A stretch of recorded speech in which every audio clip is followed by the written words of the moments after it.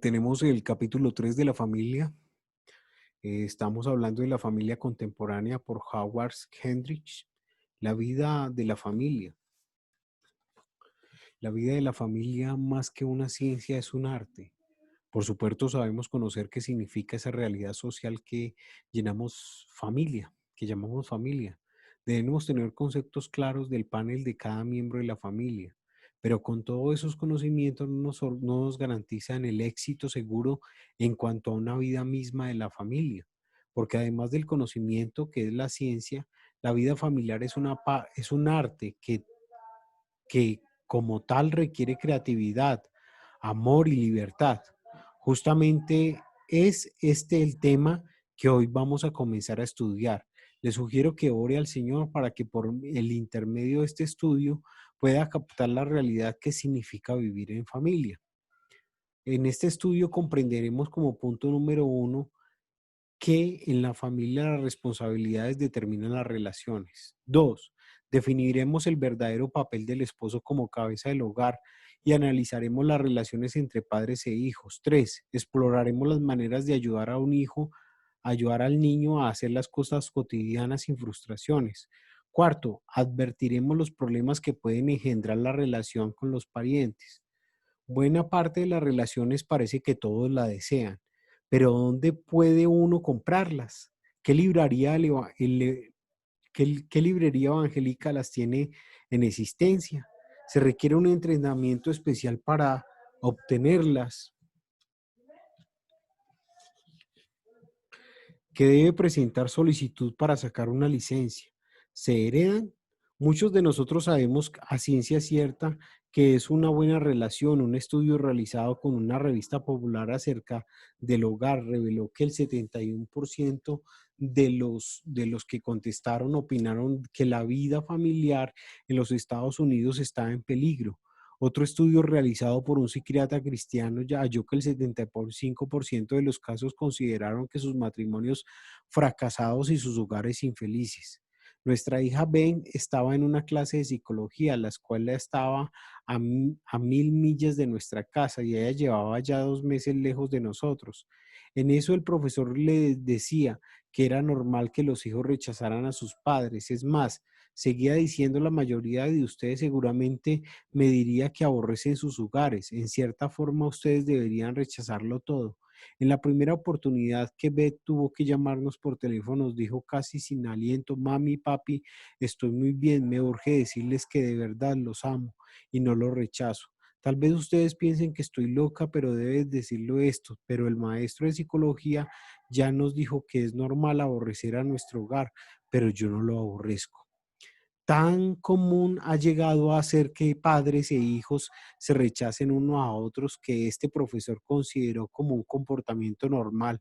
Está afirmando que es correcto que el tren doméstico se descarrile. Creo que Dios tiene un plan infinitamente mejor y sencillo para la familia, mutuamente satisfactorio y vigorizador de las relaciones. Dios expuso su modelo de hogar en el huerto del Edén y dijo que no era bueno que Adán estuviese solo. Recuerde, Adán se relacionaba amistosamente con todos los animales, vivía en el ambiente más cómodo, más conocido. No había problemas ecológicos, hasta gozaba de la presencia de Dios mismo. Pero Dios dijo que le faltaba algo y Dios creó a Eva para formar la primera familia.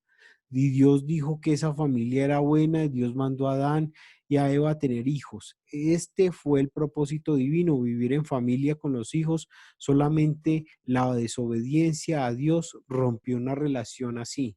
El pecado expulsó a los primeros padres del huerto. El pecado motivó a Caín a matar a su hermano Abel. El pecado destrozó la vida familiar entonces y sigue haciéndolo hoy en día. Cualquier sociólogo nos confirmaría el hecho de que los hijos de los hogares malos suelen formar matrimonios malos, lo que a su vez producirán más hogares malos. ¿Cómo se puede romper este vínculo vicioso? ¿Cómo se cambia lo malo en bueno? ¿Tiene algo que ver con el amor?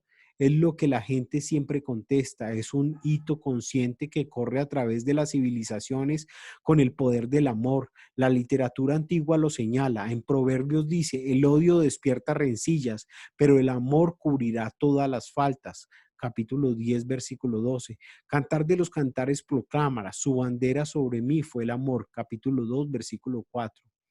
¿En dónde se originó el concepto del amor? El profeta Jeremías con lágrimas dijo a los israelitas que Dios los amaba con su amor eterno, capítulo 31, versículo 3. Pero la explicación completa aparece en el Nuevo Testamento. El apóstol Juan dijo a Dios es amor y que le amamos porque Él nos amó primero. Amados, amémonos unos a otros porque el amor de Dios. Primera de Juan, capítulo 4, versículo 7. ¿Ama usted a Dios? Usted contesta, por supuesto, todo cristiano ama a Dios. Muy bien, si amamos a Dios, tenemos que obedecerle y ahí es donde comienza el hogar, con un hombre y su esposa, cada uno relacionado con el amor a Dios por medio de su Hijo, que es la máxima expresión del amor de Dios hacia el hombre, cada uno relacionado con el otro, con el amor humano y confianza mutua. Se contempla con reverencia un viejo castillo o edificio que no esté en ruinas, o un árbol maderable sano y perfecto, cuanto más no signifique en la complementación de una antigua y noble familia que ha permanecido a través de las olas y los embates del tiempo. Sir Francis Bacon. Es tremendo, ¿no? Vemos acá la fuerza del triángulo que es invencible. Cuanto más se acerca un cónyuge a Dios, más se acercará a su pareja. La proximidad hace que se vea claramente a la otra persona. El conocer quién, Dios, amor, esposa y esposo. Es Dios nos ayudará a ser quienes somos. Tal vez esto nos explique por muchas veces, Dios nos quiere dejar pasar por crisis en las cuales solamente podemos verlo a Él y entonces obtenemos la perspectiva correcta de nosotros mismos. Es indispensable discernir cuáles son nuestras responsabilidades para tener una vida con propósito, un matrimonio armonioso y una familia feliz. Ejemplos, ¿cuáles? A veces están casi perdidos en la sociedad contaminada y confundida porque vivimos en un ambiente en que los moldes maritales están lastimosamente empañados. Es más, muchos están convencidos de que no hay diferencias básicas entre el hombre y la mujer, excepto lo biológico. Y con el avance de la ciencia, muchos dicen que algún día incluso esta diferencia será posible borrarla. Ahora quiere ponerle delante de ustedes un principio básico. Las responsabilidades siempre determinan las relaciones y estas crean modelos. En la epístola de los Efesios nos dice que vivir una vida celestial en un mundo infernal. Los primeros 3 capítulos son fundamento teológico y los últimos 3 son la estructura práctica. Dentro de esta segunda parte tan práctica, la epístola de los Efesios, se encuentra un pasaje que habla de los modelos de las relaciones y las responsabilidades del esposo y de la esposa. Hay 2 hilos principales: la posición del esposo y su ternura. El esposo como cabeza. El esposo es como la cabeza del hogar.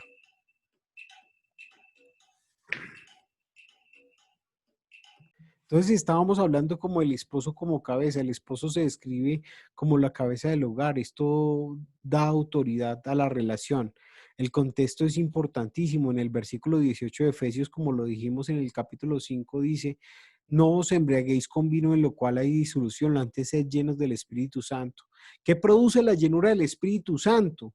¿Cómo se está hoy bajo el control del Espíritu Santo? No es tan fácil determinarlo como algunos lo han hecho creer.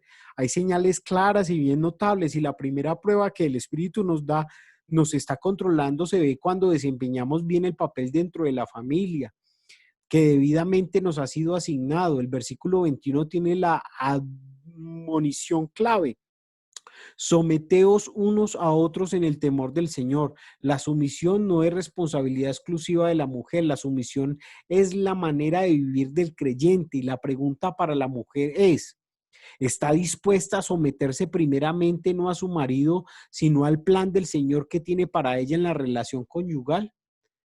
No hay confusión. Si no puede someterse a la autoridad de su marido, entonces el problema no es solamente con su marido, el problema también es con su Señor.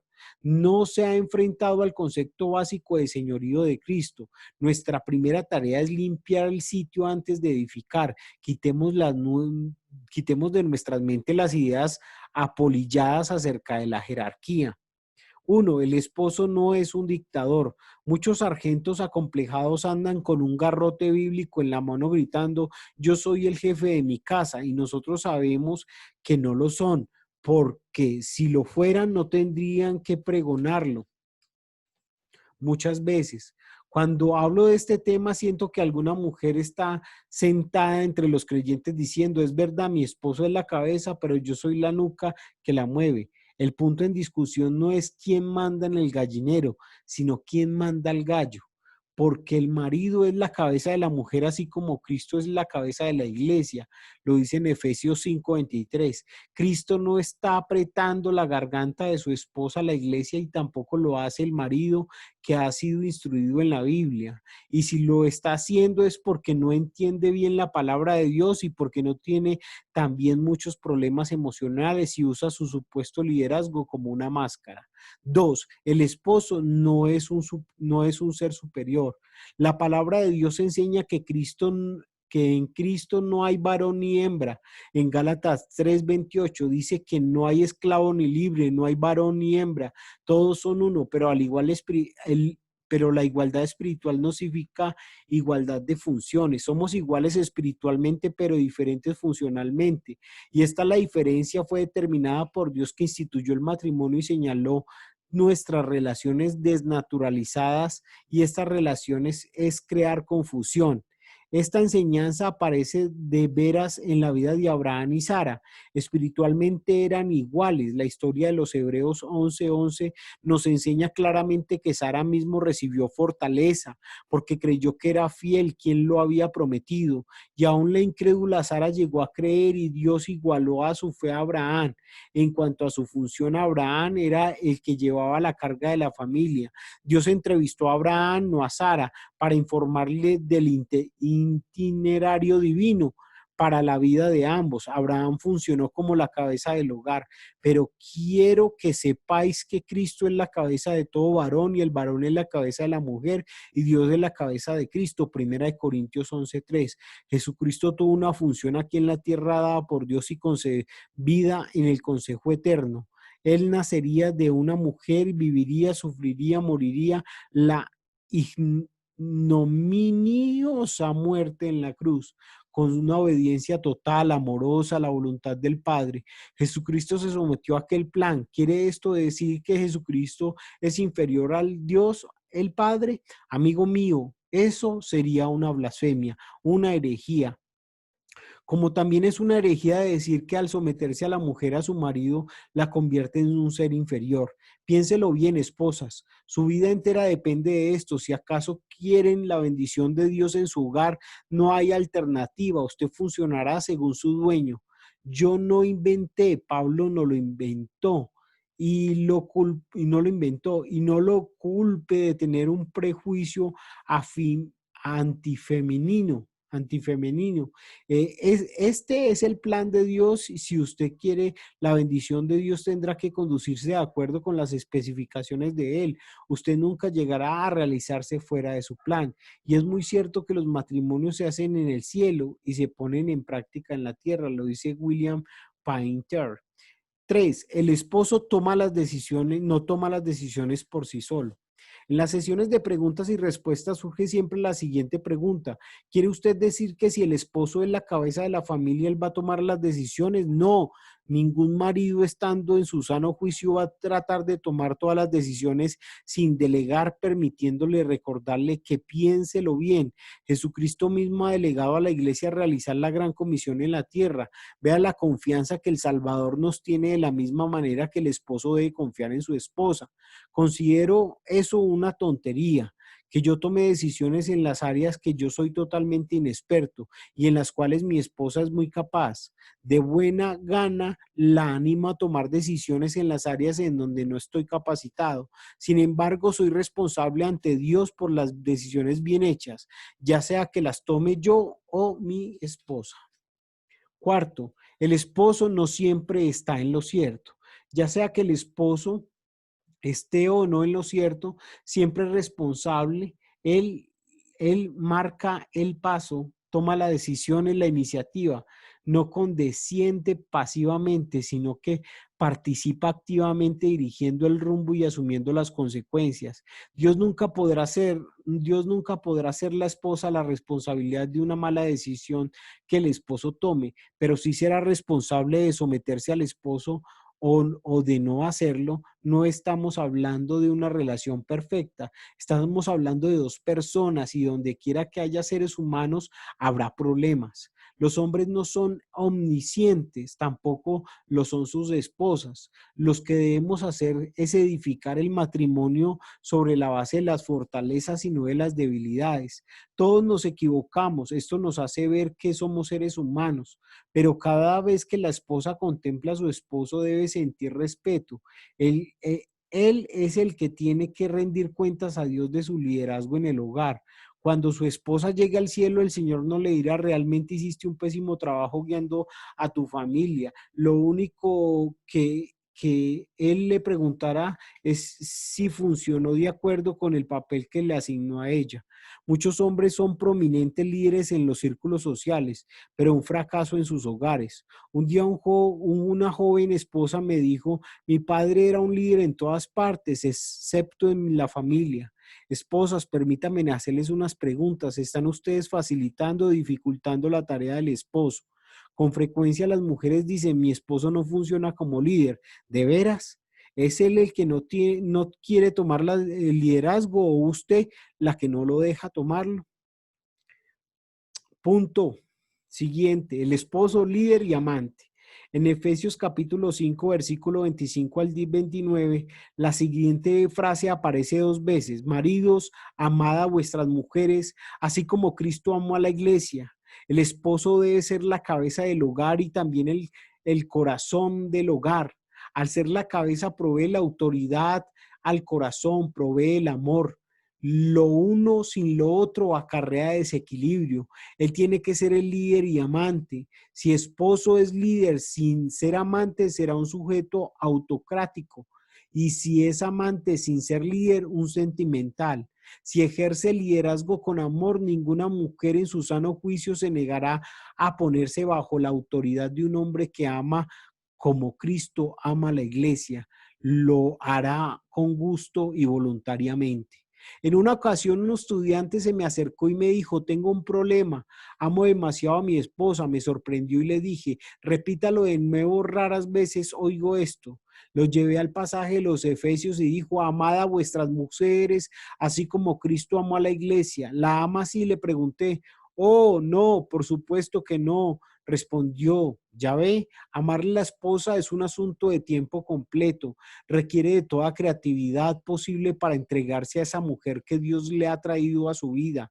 Amar como Cristo amó a la iglesia y se entregó a sí mismo por ella, como lo dice Efesios capítulo 5, 25. Cristo murió por una iglesia, aunque permite que pase por sufrimientos para que se pudiera fortalecer. La afirmación actual de que no debemos causar dolor a quien amamos está muy lejos de la verdad. El amor siempre hace lo que es mejor para el ser amado. Uno debe dar gracias a Dios si está casado con una persona que dispuesta a decirle: mi amor, hay un problema. Alguien nos ama lo suficiente para como interesarse en nuestras cosas. Los maridos deben amar a sus mujeres como a sus mismos cuerpos, como lo dice Efesios capítulo 5, 28.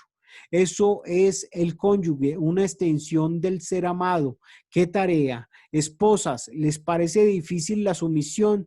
¿Piensan en la tarea del esposo? Dios pone en ellos la responsabilidad de ser líderes y amantes. ¿Están ustedes cooperando para que a ellos les sea más fácil ser líderes y amantes? o se lo están dificultando. Relación entre padres e hijos. Aquella personita entró en nuestra casa sutilmente al principio y no había nadie, solamente nosotros dos. Después hubo indicadores de algo. El doctor lo llamó embarazo. Nosotros lo llamamos nuestro bebé. Imagínense, nuestro bebé es increíble. Nuestra niña nació calientita y muy activa, hambrienta de alimento y atención. Lo compartimos todo gustosamente. Ella era parte de nosotros. Nos interesaba todo lo que hacía. Nunca preguntó quién soy yo. Ella sabía que era nuestra, objeto de nuestro amor, la prueba viva de nuestra relación, de una sola carne, y le enseñamos que Dios la ama más que nosotros, mucho más. Amada, deseada, cuidada, la mayoría de los hijos de las familias normales empiezan su vida de esa manera. ¿Qué hace con frecuencia que se desgasten y hasta que se rompan los hilos de la fraternidad familiar durante los difíciles años de adolescencia? Porque muchas veces a un padre hasta le molesta la desdividida presencia de sus hijos a los que 10 años antes se le dio una calurosa bienvenida a este mundo. La Biblia presupone que los hijos serán normalmente amados y cuidados. En la escritura no hay grandes exhortaciones respecto al amor hacia los hijos, pero las implicaciones abundan como plantas verdes que añaden vida al escenario bíblico. Véase en 2 de Timoteo capítulo 1 versículo 5 o en 2 de Timoteo capítulo 3 versículo 15 o en Tito capítulo 2 versículo 4. Cuando los padres aman a Dios, se aman el uno al otro y a la vez aman a sus hijos en forma natural. Los niños devuelven ese amor a sus padres y se aman entre ellos mismos. Y este amor es una buena relación. Este amor es un plan de Dios. Alguien dijo, cuando un científico viola las leyes de la naturaleza, crea caos. Y cuando un padre altera el plan de Dios para la vida humana, da lugar a cierta clase de formación social. Su relación en el hogar como padre no consiste solamente en hacer, sino también en ser. Como la araña diligente que teje su delicada tela hilo a hilo, así el padre tiene que darse a sí mismo con dedicación completa para conseguir una completa armonía durante el proceso. El padre también recibe algo del niño. Así se forma una confianza mutua. Un sabio ha dicho que los padres pueden crear un ambiente favorable para su hijo, pero solamente las experiencias pueden consolidar el aprendizaje. ¿Qué clase de experiencias están teniendo ustedes? ¿Son de las que edifican o de las que destruyen la relación entre los padres e hijos? Permítanme darles unas normas con las cuales se puede medir esto. 1. Respetar sinceramente el valor del niño como individuo.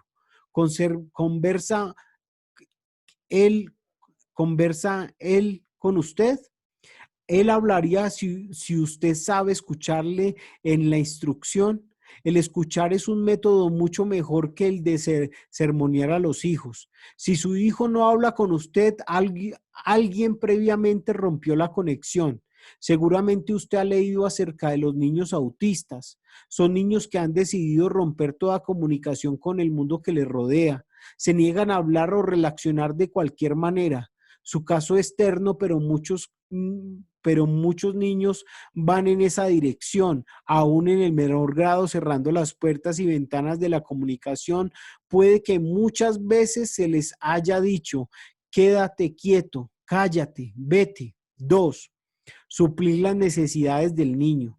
No todo lo que quiera a todos los deseos frustrados que usted tenga, sino específicamente las necesidades del niño, estar en privado, un lugar para jugar, estudiar, ropa limpia y poseer sus propias cosas, tiempo para estar solo, un programa sensato de alimentación y ejercicio y oportunidad de tomar decisiones propias. 3. Exponer a los niños a situaciones de la vida real.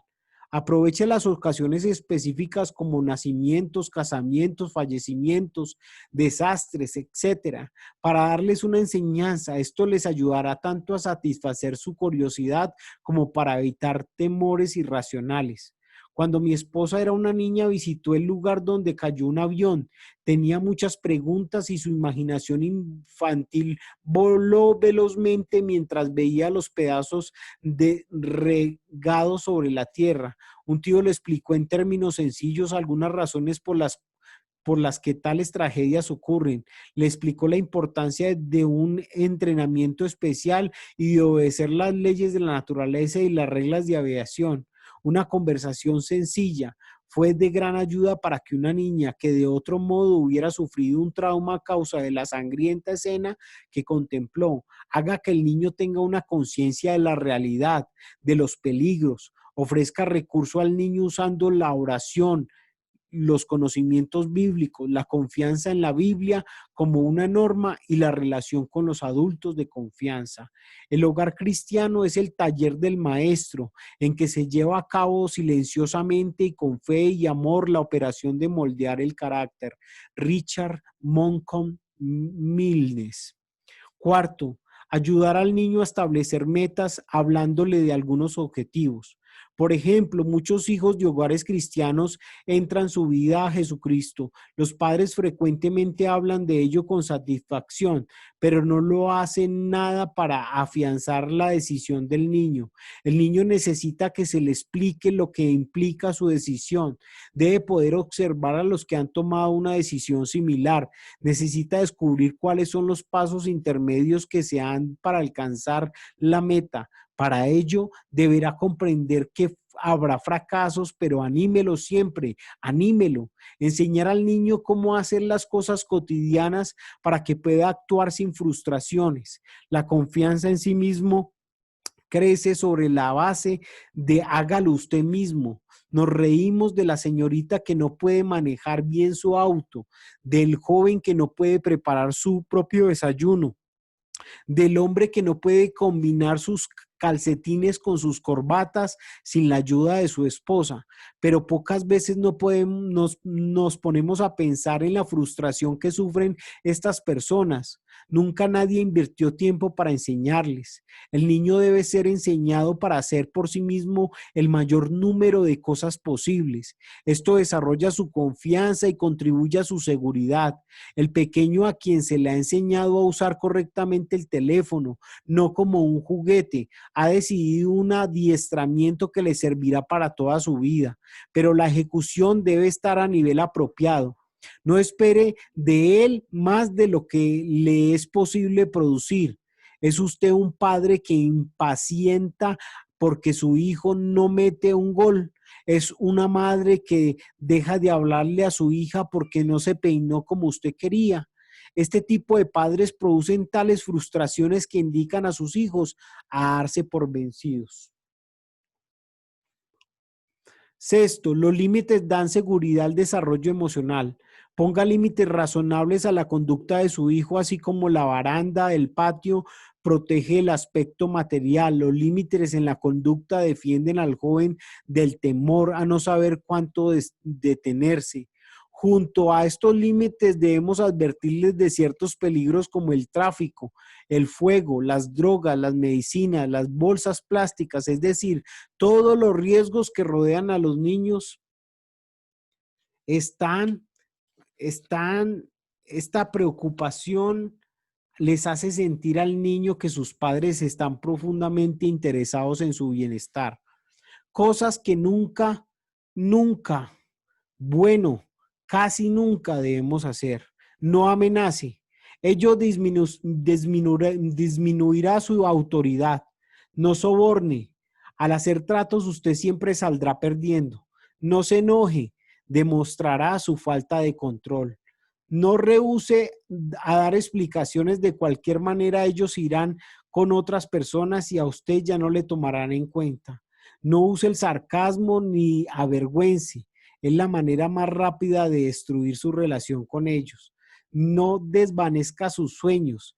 Esto le alejará más de ellos. El doctor Jaime Grillot dice que cuando un niño vive bajo la crítica no aprende a ser responsable, más bien se habitúa a dudar de sí mismo y a hallar faltas en otros, a menospreciar sus capacidades y desconfiar de las intenciones de los demás. Sobre todo, se habitúa a vivir bajo el medio continuo de fracasar. Un prominente psiquiatra cristiano realizó entrevistas con un buen número de niños que había usado drogas alucinógenas. Una de las razones que dijeron por haber echado mano de las drogas fue la gran insatisfacción con ellos mismos y sus relaciones con los demás. El mismo doctor examinó a 1.500 estudiantes expulsados y encontró dos características sobresalientes. Uno, marcado aislamiento de sus padres, especialmente del padre. Dos, una abrumadora apatía con absoluta falta de motivación cuando el niño vive con sus padres que confían en él. Intuitivamente desarrollará una opinión elevada de sí mismo y de sus hermanos y hermanas. Todo el mundo le parece mejor. Es inevitable que haya riñas entre los niños.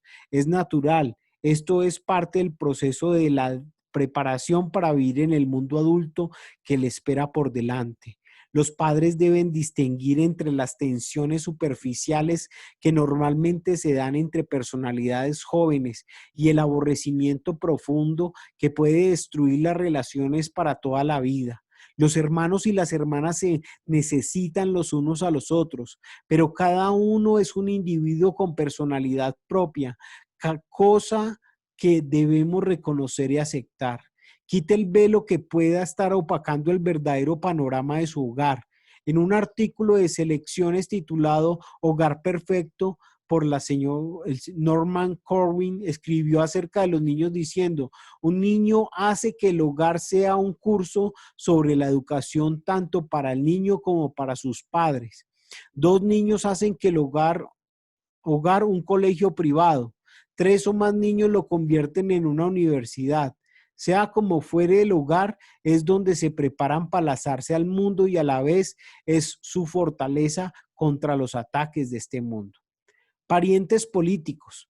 La constelación de la familia frecuentemente incluye miembros satélites. Además de los padres y de los hijos, muchas veces los abuelos, tíos, tías, primos son parte de la vida diaria. ¿Cuál es el papel y la relación adecuada de estos miembros de la familia? Muchas veces, cuando se habla acerca de los familiares, se escucha una nota triste. Me gustaría estar más cerca de ella, pero vivimos en mundos diferentes. ¿Cómo puede ser que dos personas que antes fueron íntimas se alejen tanto? La proximidad es en el vínculo familiar.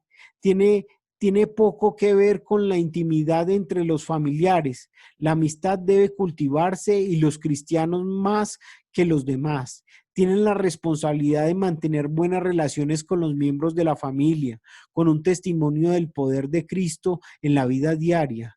En una ocasión una señora se quejó diciendo: hace 20 años tuve una acalorada discusión con mi hermana acerca de un amigo. Ella se casó con él y yo me alejé más.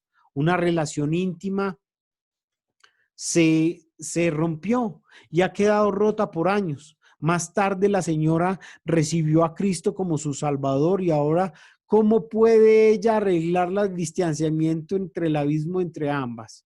Se pueden construir puentes sobre las aguas muy turbulentas cuando Cristo es quien los motiva. Tal vez se requiera pedir perdón y usted ha jurado que nunca lo hará. Puede necesitar la humildad del espíritu que sobrepasa la capacidad humana. Espero con una perspectiva eterna, las irritaciones de la vida se reducen a un tamaño correcto. Pablo recuerda: todo lo puedo en Cristo en Filipenses 4:13. Aún después de 20 años, una tarjeta de cumpleaños con unas frases cariñosas puede servir de puente cada año en este día. Pienso en ti y muchas cosas más. Solo quería decírtelo. A veces la distancia nos facilita arreglar las amistades más difíciles de cultivar son aquellas personas bajo el mismo techo. Difícil, sí, pero en cierta manera más fácil. Abundan las oportunidades, los momentos apropiados para decir: por favor, perdóname, sintiéndolo mucho lo que pasó. Una oportunidad que decir: ¿por qué no me permites ayudarte? Puedes edificados viga por viga para tenerlos sobre una hondonada emocional, para remedar, para sanar, para amar en el nombre de Cristo. Uno de los problemas más espinosos es el de incluir a los abuelos en el círculo familiar. Un cuadro conmovedor aparece descrito en la historia del antiguo Israel en el libro de Ruth, que cuenta que una joven viuda moabita que dejó a su familia, su tierra y su región para dedicarse a su amada suegra Noemí. Noemí se ganó el amor y la lealtad de Ruth. Examine de cerca esta relación. Noemí estuvo satisfacción en su vejez. Subordinado sus intereses personales a los de Ruth, ordenó a la viuda de tal manera que ayudó a la generación más joven, permaneció activa, cooperadora y murió contenta y satisfecha. Noemí fue un modelo para todas las suegras, abriendo abnegada y desinteresadamente su corazón a su nuera, formando así una amorosa unión entre ambas que duró toda la vida. Debemos tomar en cuenta dos principios en la relación con los papeles y las relaciones con los de los parientes políticos cuando viven con una familia. Maridos, amad a vuestras mujeres, así como Cristo amó a la iglesia y entregó a sí mismo por ella. Así también los maridos deben amar a sus mujeres como a sí mismos, sus mismos cuerpos. El que ama a su mujer, a sí mismo se ama. Y cada uno de vosotros ame también a su mujer como así mismo la mujer respete a su marido. En el Antiguo Testamento se enseñan los padres que deben brindar el cariño, el sostén y el cuidado de los hijos, como lo dice en Éxodo 20, 12, Levítico 20, 9, Santiago capítulo 2 del 14 al 20. Pablo escribió explícitamente en Timoteo: si alguno no provee para los suyos y mayormente para los de su casa, ha negado la fe y es peor que un incrédulo. Primera de Timoteo 5, 8. Cuando se funda una nueva familia, no se debe diluir su integridad incluyendo a los suegros. Las escrituras dicen: por tanto el hombre dejará padre y madre y se unirá a una mujer, Mateo 19:5. Si por necesidad los padres ancianos se trasladan a la unidad familiar de uno de sus hijos, no deben querer ni esperar reasumir el control de la familia, sino jugar un papel secundario, tanto en el modelo de Noemí. Teniendo en mente estos principios, es claro que la decisión de cómo y dónde un padre o madre anciano debe vivir corresponde al padre de familia. El padre tiene el mandato bíblico de ver que sus padres y los de su esposa tengan satisfechas sus necesidades. ¿Cómo? Eso depende de las circunstancias individuales. Y lo ideal es que el hombre y su esposa oren juntos, discutan la situación antes de que la decisión sea tomada, qué es lo mejor para el individuo, qué es lo mejor para la familia. Es el momento de ser bien prácticos y a la vez amorosos y sensibles.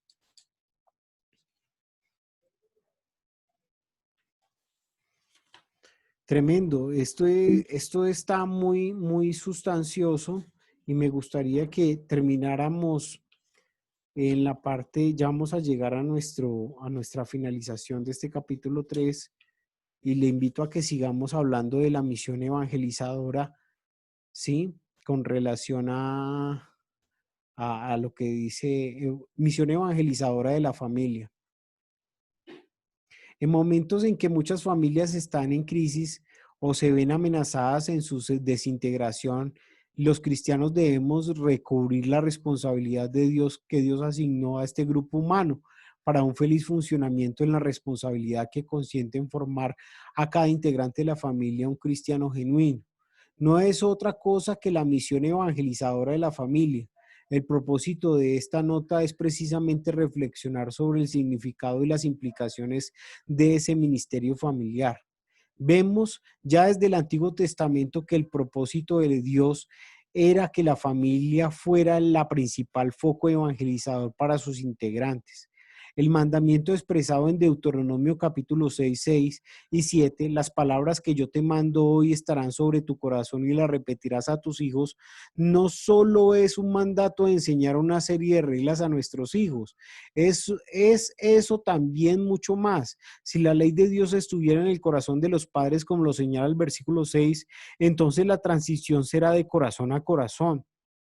La imagen de pasar algo de corazón a corazón nos sugiere que trata de la transmisión de bienes espirituales a los hijos, lo cual es mucho más que la repetición verbal de un precepto. El hecho de pertenecer a una familia cristiana no es garantía absoluta de que sus miembros serán definitivamente cristianos. Al llegar a la adultez, cada niño será libre de renovar su compromiso con Cristo de un modo más significativo a escoger el camino que considere mejor, pero también es cierto que permanecer a la familia cristiana automáticamente nos coloca en una posición especial en el camino de fe. Esta es la enseñanza de Primera de Corintios capítulo 7 14, porque el marido es santificado en la mujer y la mujer incrédula en el marido, pues de la otra manera nuestros hijos serían inmundos, mientras que ahora son santos. La presencia de los padres cristianos en la familia confiere el carácter de santos a los hijos. Esto no significa que ellos estén exentos de un compromiso personal con Dios.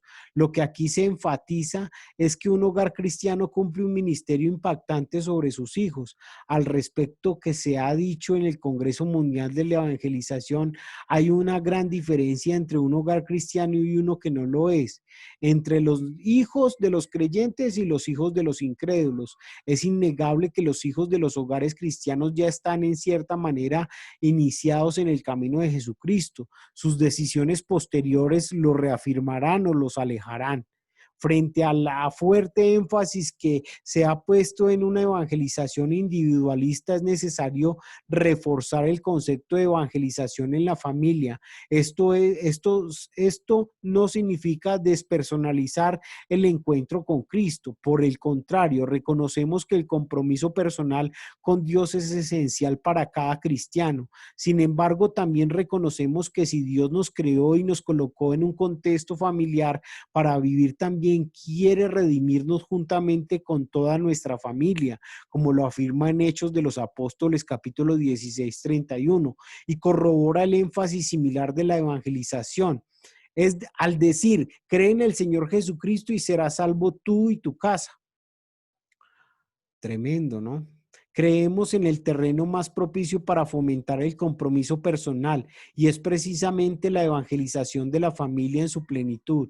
Entre los elementos que se dispone un hogar cristiano para cumplir su ministerio de evangelización, podemos considerar clima afectivo. Existe una realidad que está tan presente en cada hogar como el aire que se respira y la atmósfera creada por los que la integran, la familia, el carácter, los sentimientos, los principios, los valores, las imperantes, el tipo de relaciones constituyen la atmósfera que abarca a toda la familia y le da un carácter particular. En realidad es una vía por la cual la familia es evangelizada de un modo que no menos fuerte que por la enseñanza consciente. No se trata de una actividad formal o planeada, sino de un impacto natural de la vida familiar sobre la de cada persona. Cuando se trata de una familia cristiana, esta tiene como cualquier otra su atmósfera distinta y es la ciudad de la atmósfera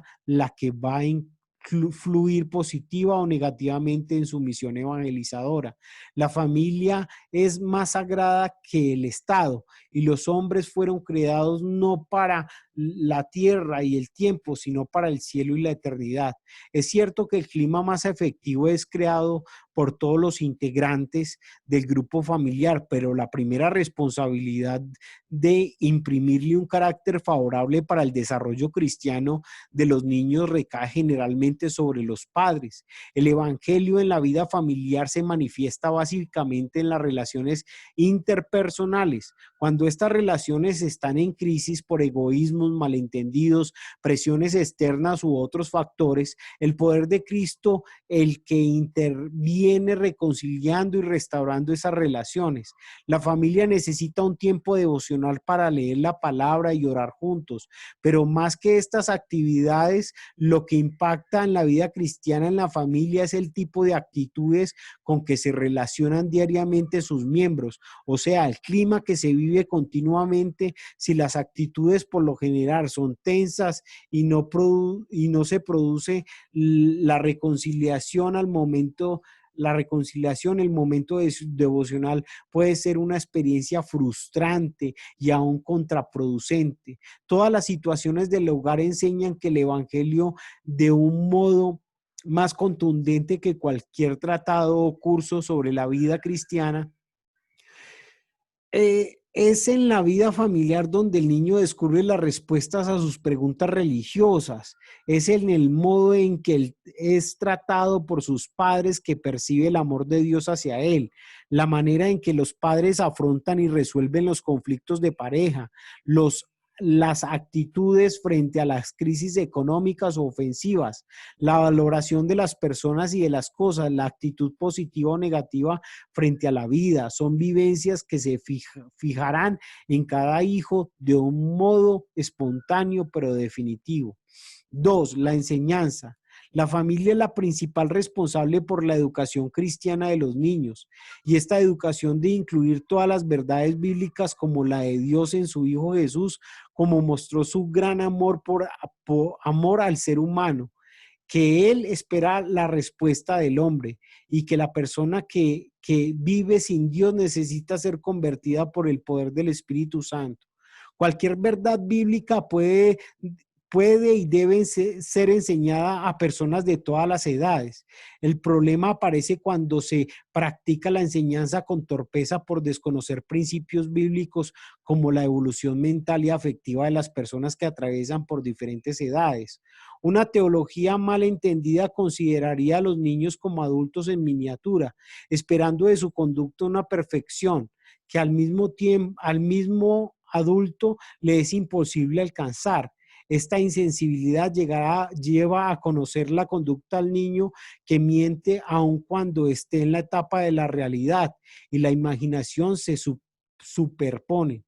La misma falla que se comete cuando se juzga mal a un adolescente que vive altibajos emocionales típicos de su edad. Una sana teología reconoce que Dios no demanda el mismo comportamiento a las personas de diferentes edades. Dios no espera que los niños actúen como adultos, simplemente los acepta como niños que son y con la fidelidad que se puede esperar de un niño. Es indispensable que la educación evangelizadora en una familia provea oportunidades para las respuestas de cada uno de sus integrantes. La enseñanza de la palabra de Dios siempre requiere una respuesta del hombre. El que enseña a su familia la palabra de Dios y no busca intencionalmente respuestas personales, actúa como el labrador que echa la semilla y nunca vuelve a buscar el fruto. Tan importante como dar lugar respuestas a reacciones es también dejar claro en qué consiste cualquier tipo de decisión con la que se confronta a las personas. Solo es válido aquel evangelismo que explica con claridad las implicaciones de cualquier respuesta de compromiso que asumirá la persona. El tipo de respuesta dependerá de las diferentes edades, de las necesidades de cada persona y del mensaje de Dios que se haya presentado. No debemos esperar respuestas estereotipadas, pues Dios es el que hace la obra en las personas y Él puede actuar de modo no previstos por nosotros. Basándonos en 2 de Timoteo 3:15, desde la niñez has sabido las escrituras, las cuales te pueden hacer sabio para salvación por la fe que es en Cristo Jesús. Debemos reconocer que la enseñanza de la palabra conduce a la salvación. Se trae o no de una apelación de arrepentimiento y de la fe. Por tanto, podemos decir que estamos evangelizando al enseñar las escrituras y estimulando cualquier tipo de compromiso que requiera el pasaje enseñado. Queridos amigos, hemos llegado a los 10 mandamientos para formar delincuentes. 1. Dé al niño todo lo que desee, así creerá con la idea de que el mundo le pertenece. Cuando diga palabras feas, celébrelo con risas. Le hará pensar que eso es ingenioso y esto lo alentará a aprender más frases más ingeniosas. Nunca le dé instrucción espiritual alguna. Espere hasta que sea mayor de edad y entonces déjelo decidir por sí mismo. Evite el uso de palabra incorrecto. Puede crearle un complejo de culpabilidad y así más cuando sea arrestado por robar un automóvil, creerá que la sociedad está contra él y que se le persigue. recoja todo lo que él deje tirado, libros, zapatos, ropas, haga todas las cosas de modo que se acostumbre a echar toda la responsabilidad sobre otros. Deje lo que lee cualquier material impreso que llegue a sus manos, de modo que su mente se deleite en la basura. Mantenga frecuentes peleas en presencia de sus hijos, de este modo no verán tan afectuosos cuando más tarde el hogar se deshaga. Dele a su niño todo el dinero que desee gastar, no le permita gastarlo por sí mismo. Satisfaga todo lo que le pide, comidas, bebidas, comodidad, y ocúpese de que sean complacidos todos sus deseos sexuales. Póngase de parte de él y en contra de los vecinos, maestros y policías. Todos están perju- prejuiciados en contra de su hijo. Tremendo. Hemos llegado al final de nuestro capítulo 3. Una feliz noche. Les habla el pastor José Gómez. Bendiciones.